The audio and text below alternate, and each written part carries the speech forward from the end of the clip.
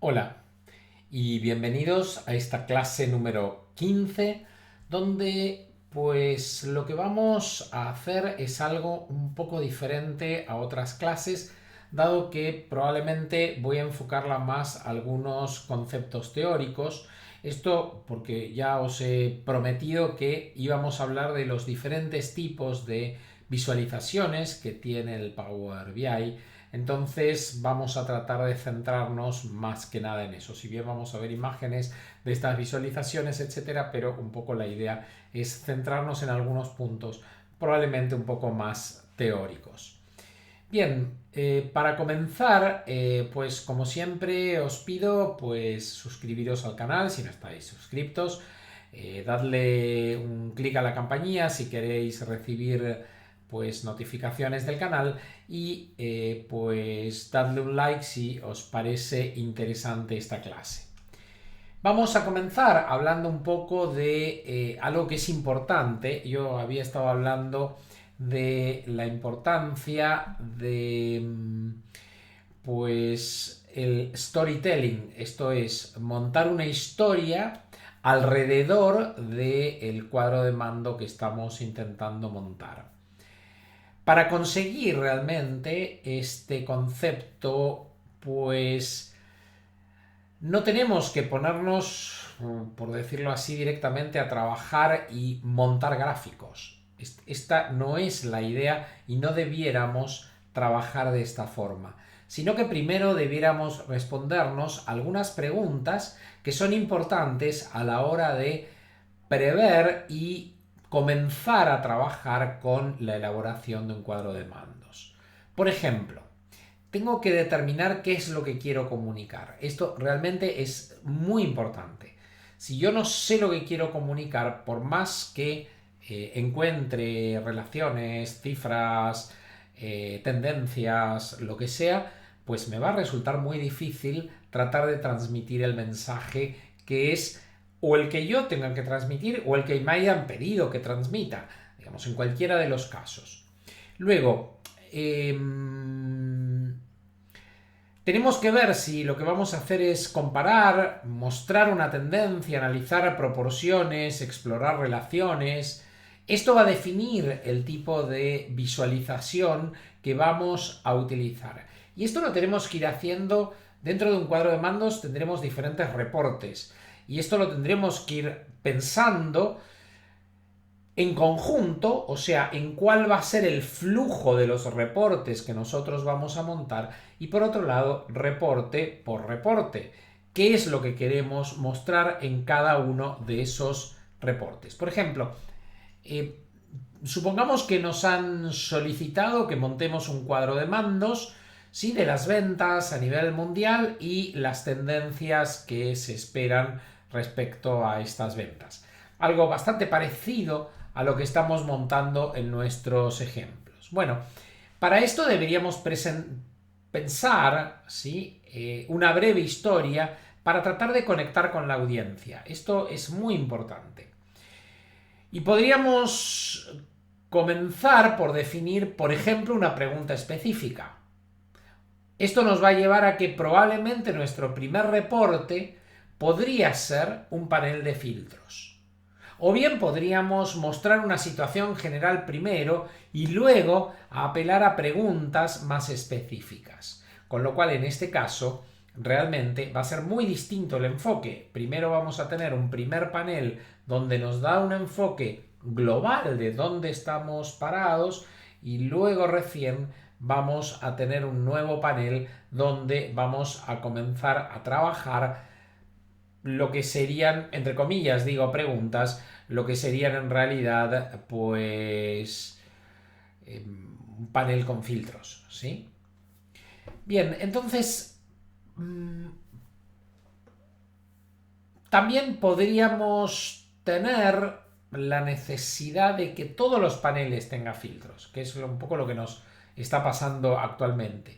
Esto significa que probablemente la historia que nosotros intentamos contar sea un poco diferente.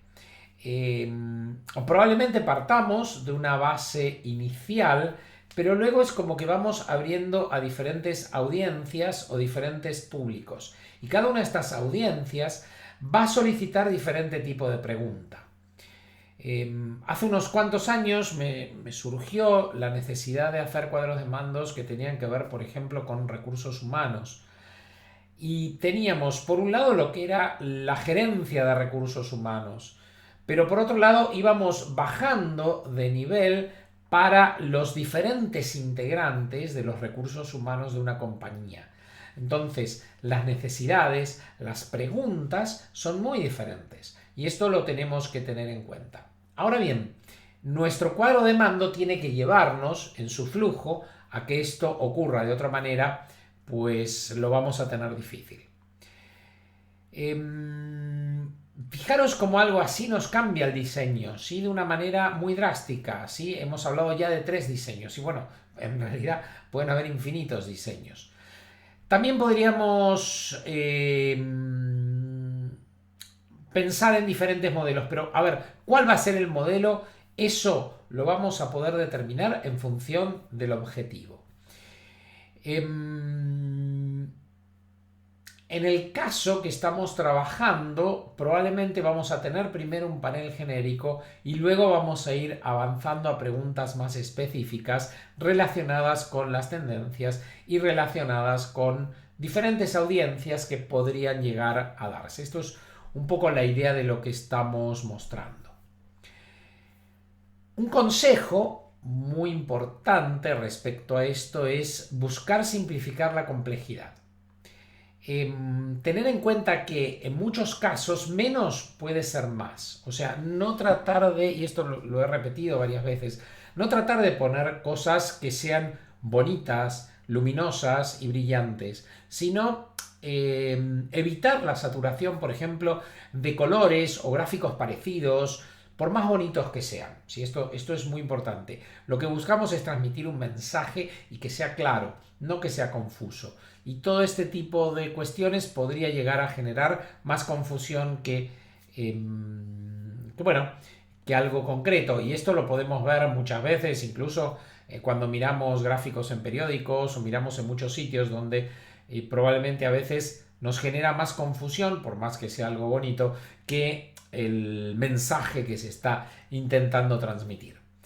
Siempre hay que buscar la visualización más clara, ¿sí? No la más llamativa. Esto es el ABC, digamos, de todo esto. Otra cosa que parece una obviedad, pero no lo es en lo más mínimo y muchas veces hasta se pasa por alto, es conocer los datos y sus tipos. Vamos a tener por un lado categorías, vamos a tener por otro lado valores numéricos.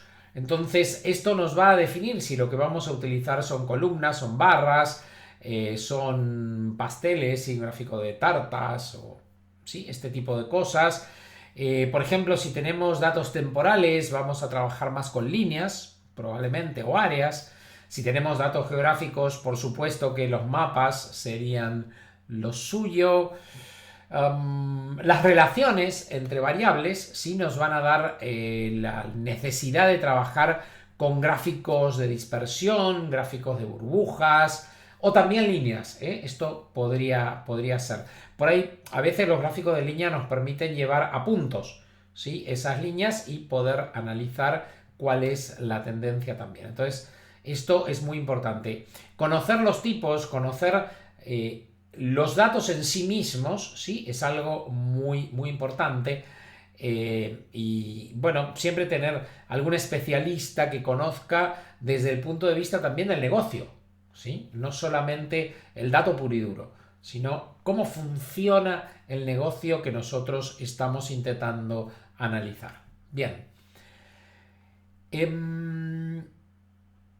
Si tenemos que contrastar datos, por ejemplo, usar gráficos comparativos. Por ejemplo, ¿cuál es un gráfico comparativo? Pues las columnas agrupadas o apiladas, ¿sí? Que en algún caso hemos visto que nos permiten comparar varios elementos. Cuidado, porque pueden, si no están muy bien pensados, generar confusiones. Lo otro es combinar líneas con columnas, que esto lo podemos hacer perfectamente, lo hemos visto en un ejemplo en Power BI, y así podemos ver por un lado valores absolutos y por otro lado las tendencias que están por detrás de estos valores absolutos. Luego, tenemos que, insisto, hacer una apuesta muy importante por la claridad visual. El uso de colores, ¿sí? Que tenga un propósito. Por ejemplo, si tengo que destacar algo o si tengo que agrupar o si tengo que alertar, pues sabemos que rojos, amarillos son para esto, ¿sí?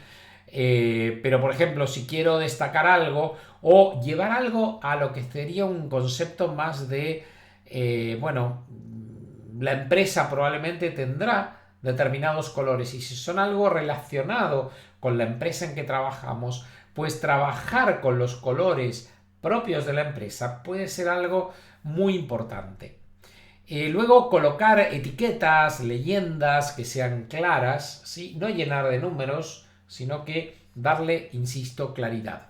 Usar unidades que sean coherentes. Si trabajamos con miles, pues siempre miles. Si trabajamos con millones, siempre millones. No mezclar miles con millones, por ejemplo, porque en un caso podemos tener 0, y en otro caso 100. ¿Sí? Y bueno, un usuario que no sabe exactamente de qué hablamos va a comparar 0, con 100 y probablemente ese 0, sería 10. ¿Sí? Entonces, por esto lo digo, tener mucho cuidado con las unidades, que sean coherentes, los formatos que sean fáciles de leer. Por ejemplo, si utilizamos K, que sea miles, si utilizamos una M mayúscula, que sea millones, porcentaje para tasas, ¿sí? Etcétera. Y cuidado porque podemos a veces trabajar con porcentajes y a veces con percentiles. Y no es exactamente lo mismo. ¿Sí? Si nosotros ponemos el símbolo de por ciento, que sea un porcentaje, que no sea un percentil. ¿Sí? Esto parece una tontería, pero me lo he encontrado muchas veces que uno dice, pero esto 0,28 me suena más a un 28%. Pues es un percentil. Y no está puesto, sí, porque es 0,28. Y sin embargo, a veces aparece un porcentaje al final. Cuidado con este tipo de cuestiones. Otra cosilla es, bueno, todo lo que tiene que ver con el uso de las segmentaciones y los filtros, que estén bien pensados. Esto lo comentamos al principio y tienen que estar en los sitios correctos, ¿sí? Esto permite explorar datos, ¿sí? Bajar de nivel o subir de nivel o explorar cierta información a un nivel determinado.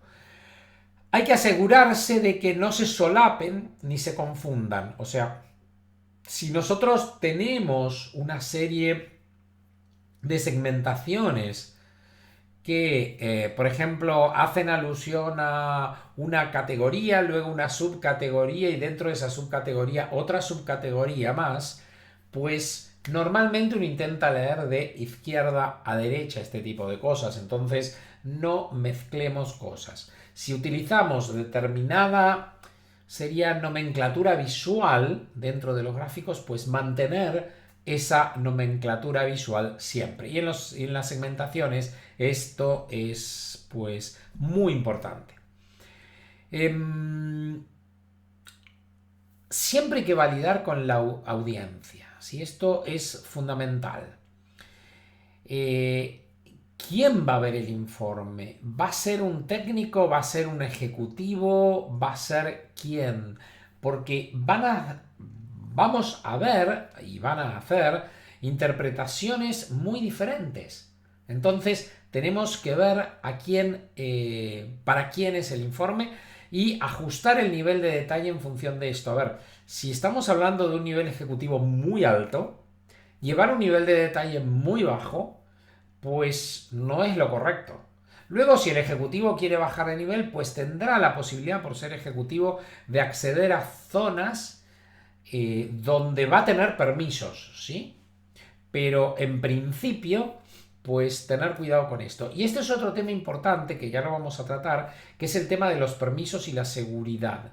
¿Sí? Yo, cuando trabajo con este tipo de cuadros de mando, tengo que tener muy en cuenta a quién y qué es lo que puede ver, porque no todos los usuarios de una empresa pueden ver todo. eso está claro.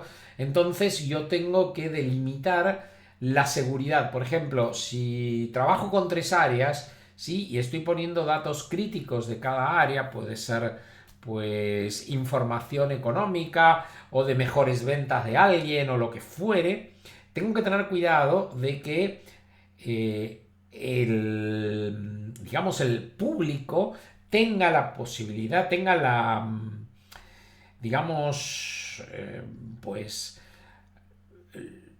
cumpla con los requisitos para poder ver eso que yo estoy mostrando, ¿sí? Esto es muy importante, o sea, a nivel de seguridad estoy hablando.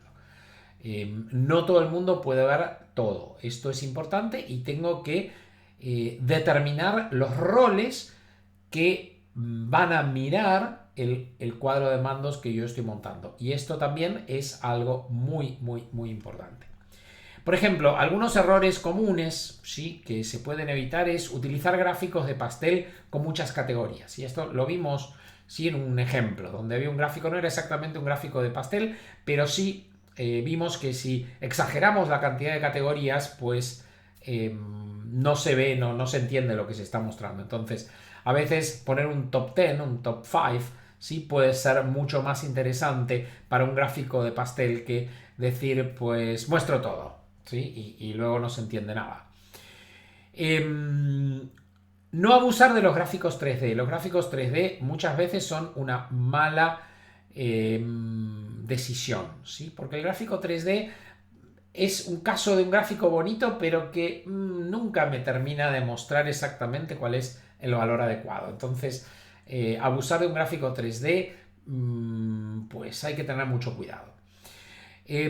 Repetir una visualización en diferentes páginas. Y cuando me refiero a repetir la visualización, es repetir con los mismos datos, ¿sí? O sea, tener esa misma visualización en muchos sitios.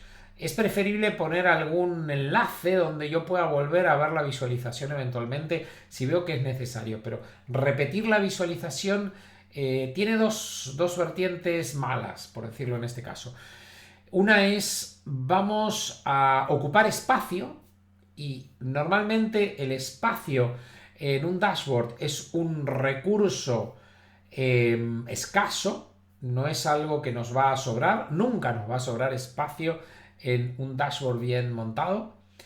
Y por otro lado, pues la repetición, sí, al final no nos lleva absolutamente a nada.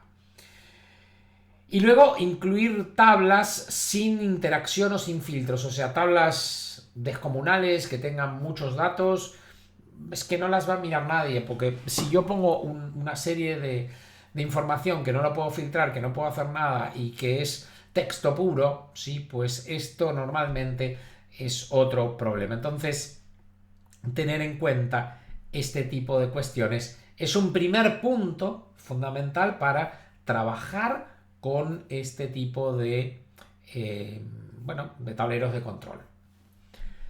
¿Y cuáles son los principales tableros de control con los cuales nos vamos a encontrar y en qué situaciones convendría utilizar cada uno? Pues vamos a comenzar a hablar un poco de este tema.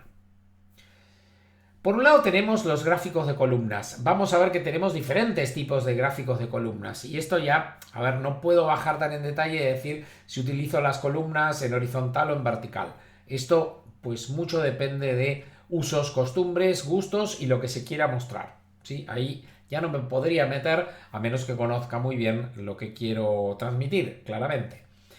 Pero sí podemos ver algunas cosillas genéricas de un gráfico de columnas. Por ejemplo, muestra comparación de valores en pues, diferentes categorías utilizando esas columnas verticales u horizontales, ¿sí? Es ideal para comparar, por ejemplo, ventas de productos, ya lo hemos hecho, o ventas de categorías de productos, o rendimientos, sí, por empleado, o ingresos mensuales, sí, son todas cuestiones que podemos categorizar en un gráfico de columnas y pues allí lo podemos utilizar. Por ejemplo, bueno, ya vimos ventas mensuales a lo largo de un año o a lo largo de trimestres o pues estos ejemplos que ya hemos visto claramente en las clases anteriores. Otro tipo de gráfica que tenemos es el gráfico de líneas. las líneas que nos muestran, pues normalmente evolución, normalmente tendencias, ¿sí? Y normalmente van a ser a lo largo del tiempo, aunque no siempre, ¿sí? Cuidado. Esas tendencias podrían ser a lo largo del tiempo o podrían ser a lo largo de, pues, alguna sucesión que se pueda dar de, pues, diferentes ocurrencias de algo. ¿Sí? Por ejemplo, si yo tengo, pues, una sucesión de proyectos o una sucesión de, pues, vendedores, ¿sí? Mucho va a tener que ver con el tiempo usualmente. Pero podrían haber casos donde, pues, tengo una tendencia, pero que no esté relacionada con el tiempo, sino con alguna otra variable que esté por ahí dando vueltas. A ver, por ejemplo, crecimiento de usuarios, ¿sí? O ingresos acumulados a lo largo del tiempo. Pues son casos donde yo podría utilizar los gráficos de líneas. Número de visitas a un sitio por semana, o pues también es caso para utilizar un gráfico de líneas. Bien. Otro tipo de gráfico que vamos a utilizar muchas veces, y ya los hemos visto también, son los gráficos de áreas. Los gráficos de áreas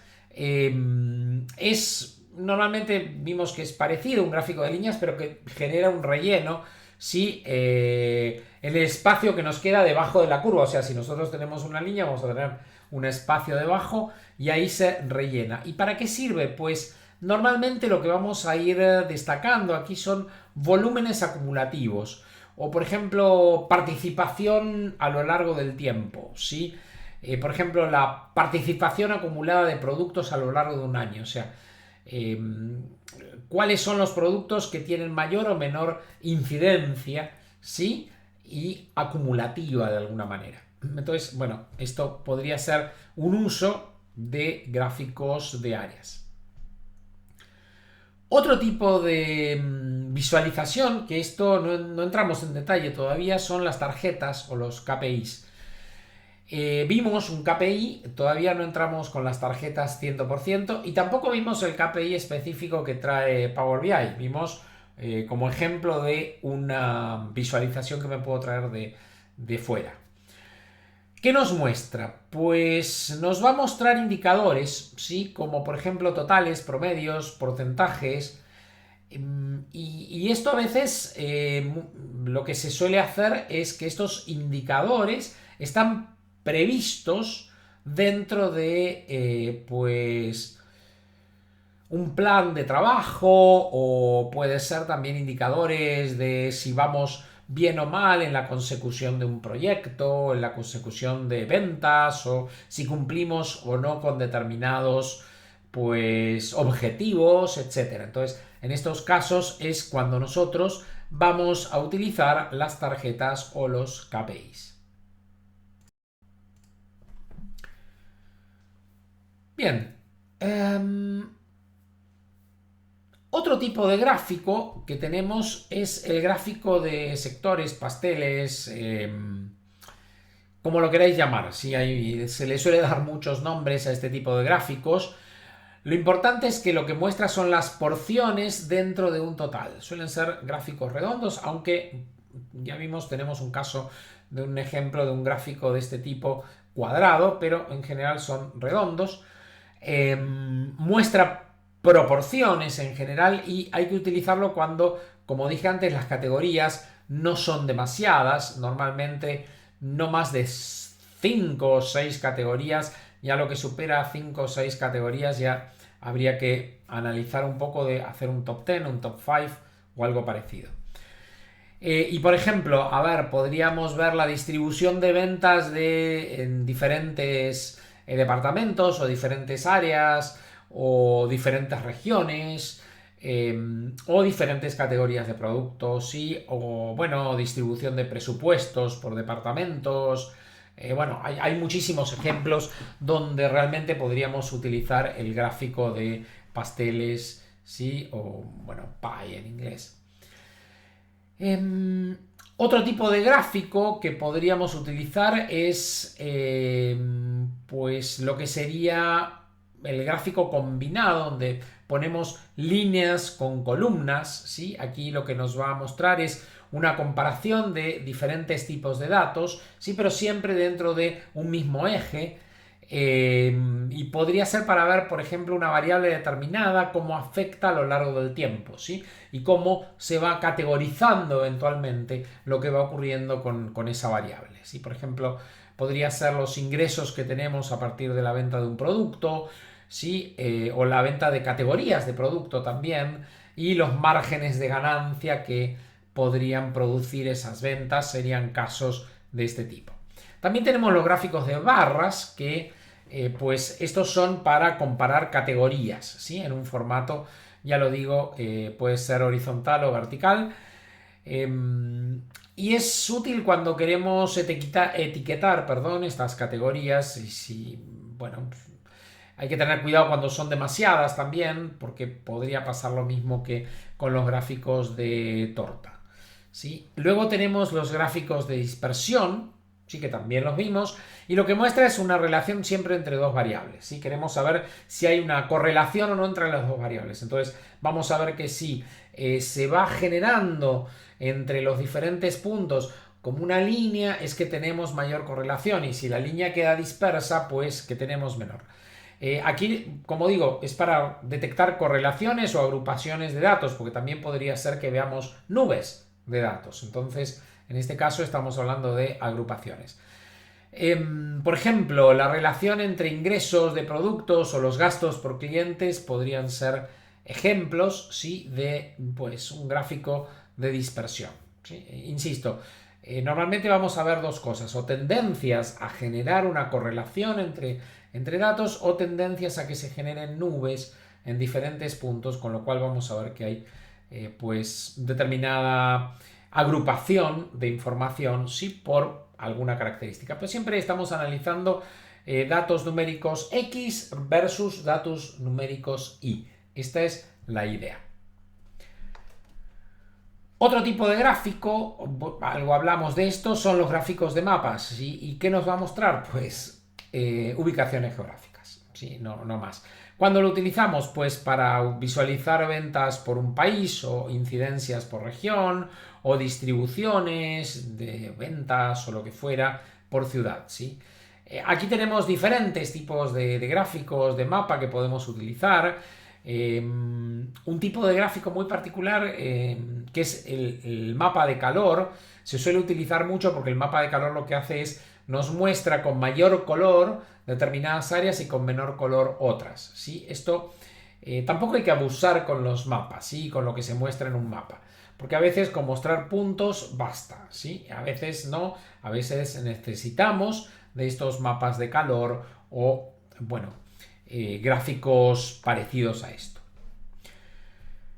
Otro tipo de gráfico que tenemos son los gráficos de embudo. Los gráficos de embudo nos muestran, por ejemplo, procesos secuenciales. Por ejemplo, si tenemos una secuencia de procesos de venta, ¿sí? Pues nosotros podemos ver cómo se va dando ese proceso de venta y hasta qué nivel de porcentaje va pasando de una etapa de ese proceso a otra etapa de ese proceso. Podemos ver cómo disminuye el volumen, ¿sí? Volumen de ventas, por ejemplo, en este caso, en cada etapa, o cómo aumenta, ¿sí? Dependiendo de qué es lo que estemos tratando de mostrar. Y aquí lo que vamos a ver es, por ejemplo, lo que veíamos, ¿sí? Por ejemplo, el proceso de ventas, lo que comenté recién, o por ejemplo, no sé, podría ser un análisis de conversiones, ¿sí? En una página web. Esto es otro ejemplo de el uso de un gráfico de embudo. Por ejemplo, ver los leads generados o clientes cerrados, ¿sí? O, bueno, clics conseguidos o ventas conseguidas a partir de una página web, ¿sí? Y ahí normalmente vamos a poder ver cómo se va distribuyendo todo eso a lo largo de los diferentes procesos procesos que se van dando a nivel de lo que es desde que un usuario entra por primera vez a una página hasta que eventualmente compra algo, por ejemplo, ¿sí? Luego tenemos las matrices y las tablas. Las matrices nos van a mostrar relaciones, normalmente en formato tabular, ¿sí? y se suelen utilizar mucho para cuando tenemos jerarquías con subjerarquías y subtotales. Aquí, por ejemplo, para un análisis detallado sería muy bien, y sobre todo si tenemos muchas dimensiones sobre las cuales trabajar. Por ejemplo, ventas por región o por vendedor serían casos donde utilizaríamos una matriz. Sin embargo, las tablas son algo mucho más estático, ¿sí? Las tablas normalmente los que nos van a mostrar son datos crudos, por decirlo así, datos simples, sin jerarquía, sin agregaciones, ¿sí? Aquí no podemos jugar con agregar o desagregar, sino que vamos a tener sí los datos tal cual como los tenemos en el origen, pero mostrándolos sí aquí mismo. Por ejemplo, si necesitamos ver información detallada y sin mucho proceso, pues aquí podríamos utilizar esto. Por ejemplo, no sé, si tengo una lista de facturas con fechas, ¿sí? Y el total, digamos, facturado por cliente o cosas por el estilo, pues aquí por ahí una tabla podría ser muy útil. También hablamos de las segmentaciones o en inglés slicers. Son filtros, principalmente, son filtros interactivos donde lo que vamos a hacer es tratar de utilizarlos para explotar, ¿sí? Y explorar los datos que nosotros tenemos. Como dije, hay que tener cuidado con cómo se muestran, pero porque aquí la idea es que el usuario tiene el control del análisis de datos. Le estamos dando ese poder al usuario. Entonces, hay que ser muy claro en transmitir ese poder cómo se utiliza, ¿sí? Es como todo. Le va a permitir a un usuario personalizar mucho la vista y dependiendo puede ser realmente mucho la personalización. Por eso tener mucho cuidado. Por ejemplo, filtros de años, regiones, bueno, tenemos categorías, etcétera, ¿sí? Ya hemos visto algunos ejemplos. Otro tipo de gráfico es el gráfico de cascada. Si los gráficos de cascada básicamente lo que hacen es distribuir información para ver, por ejemplo, aumentos o disminuciones a lo largo de un tiempo, ¿sí? O a medida que se va produciendo algún proceso o algo parecido, ¿sí? Por ejemplo, análisis de ingresos y respecto a diferentes meses. Entonces, por ahí un mes disminuye, por ahí otro mes aumenta, ¿sí? Y bueno, esto nos va a indicar un gráfico de cascada cómo se va dando esto, ¿sí? Hasta llegar a un total final que es la sumatoria de todo eso que fue evolucionando a nivel de los meses. A ver, ¿qué tener en cuenta cuando trabajamos con todo este tipo de, diferentes formatos y todo lo que estuve comentando recién? Pues, primero, hay que pensar en las personas concretas, hay que pensar en la audiencia, ¿sí? Y si no conocemos el perfil, pues tenemos la obligación casi de averiguar cuál es el perfil de la audiencia objetivo. Si no conocemos esa audiencia objetivo, nos va a resultar muy difícil, vamos a poder hacer, ¿sí?, un cuadro de mandos, pero vamos a correr el riesgo de no llegar. Aquí hay que tener en cuenta una cosa, y esto es una ley que muchas veces no se tiene en cuenta, pero es fundamental. Si el que está del otro lado no entiende, el problema es nuestro, no es de la otra persona. Porque nosotros tenemos que conocer con mucha certeza la capacidad que tiene el otro de entender. Entonces, si, insisto, el que recibe la información no entiende la información, pues tenemos que cambiarla, ¿sí? Y, insisto de nuevo, la responsabilidad de saber qué capacidad tiene el otro de entender y comprender y aprender, si fuese el caso, lo que le estamos transmitiendo, pues es nuestra. ¿Sí? Es como yo, en este caso, estoy oficiando de docente. ¿Sí? Si vosotros no entendéis algo, pues es mi responsabilidad volver a transmitirlo de otra manera o buscar la forma, ¿sí?, de generar comunicación, porque si no, no generamos comunicación. ¿Sí? Aquí hay un tema importante. Por un lado tenemos la comunicación y por otro lado tenemos los datos. Datos, sí, necesariamente no tienen por qué entenderse ni por qué estar ni siquiera procesados, ¿sí? Si yo no puedo procesarlos en mi cabeza, pues para mí son datos, no me sirven de mucho, ¿sí? Entonces, lo que tengo que transmitir es información, ¿sí? Información coherente y entendible. Esto es fundamental. Luego, si tengo diferentes perfiles y nuestro objetivo es abarcarlos, tenemos que crear un flujo claro que permita que el flujo del cuadro de mandos pueda seguir a cada uno de los perfiles, ¿sí? El perfil no tiene que estar buscando la información, sino que nosotros somos los que tenemos que llevarlo a ese perfil a encontrar la información que él necesita, ¿sí? Otra cuestión muy importante. Y como dije antes, cuidado con la seguridad. La seguridad es un punto fundamental. Conocer las restricciones de seguridad también es un punto fundamental. Y hay que saber si hay datos que algunos usuarios no pueden ver, ¿sí? Es muy usual en finanzas o recursos humanos, sobre todo, que eventualmente aparezcan datos médicos o de ingresos o de ventas o de cuestiones parecidas y decir, bueno, el vendedor X vendió tanto y el vendedor Y vendió tanto. Pero, a ver, estamos haciendo una comparación de que un vendedor es mejor que el otro.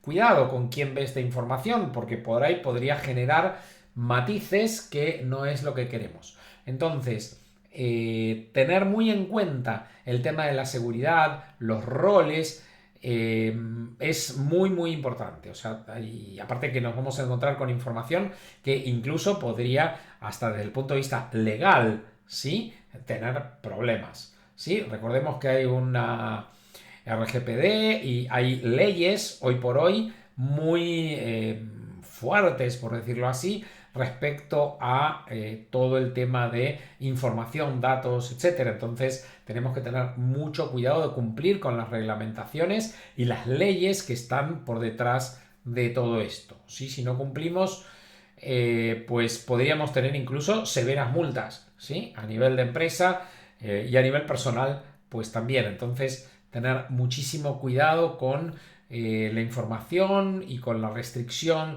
o las restricciones que tengamos respecto al uso de esa información.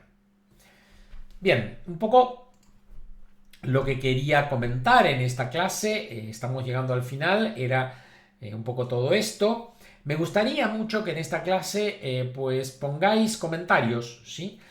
Porque por ahí si hay algún tema que queráis que, bueno, que aborde en alguna otra clase, pues no habría ningún problema. Inclusive mi idea es hacer alguna clase que sea en vivo, ¿sí? Con lo cual, pues si hacemos una clase en vivo tendréis la oportunidad también de hacer preguntas. Pero mejor si me ponéis comentarios porque yo podría prepararme para esas preguntas y luego podemos hacer una clase en vivo y responder a esas preguntas pues online, ¿sí? Eso podría ser una muy buena experiencia, yo creo, para todos los que están siguiendo este curso. Con lo cual, por favor, poned comentarios, ¿sí? A este nivel, digamos, ¿sí? Me gusta mucho que me agradezcáis las clases y todo este tipo de cosas. Y también lo podéis hacer, ¿sí? No hay ningún problema. Pero también sería interesante pues tener comentarios vuestros de cosas que por ahí no os quedan claras o no lo entendéis o lo que fuere, porque puedo ahondar en esos temas. Por otro lado, pues como siempre digo, suscribiros al canal si no estáis suscriptos, dadle un like a la campanilla, dadle un like y dadle un clic a la campanilla si queréis recibir notificaciones. Y pues bueno, como os dije, la clase número 15 iba a ser un poco diferente al resto de clases, dado que, bueno, estuve trabajando algunos conceptos teóricos que creo que era importante aclarar. Con lo cual, bueno, esto ha sido un poco todo para esta clase y pues nos veremos en la próxima clase, la número 16. Ya vamos a comenzar a trabajar algunas cosas un poco más avanzadas de DAX, ¿sí? Que es un lenguaje que si realmente queremos pues tener el control de Power BI es un lenguaje que en mayor o menor nivel pero debiéramos abarcar, debiéramos conocer. voy a tratar de llevaros muy despacio y que entendáis muy bien cómo funciona este lenguaje, pero bueno, creo que es importante pues abarcarlo y trabajarlo lo suficiente. Bien, pues nada más, os agradezco mucho que hayáis llegado hasta aquí viendo la clase y pues nos vemos en la próxima clase, la número 16. Pues muchas gracias y hasta luego.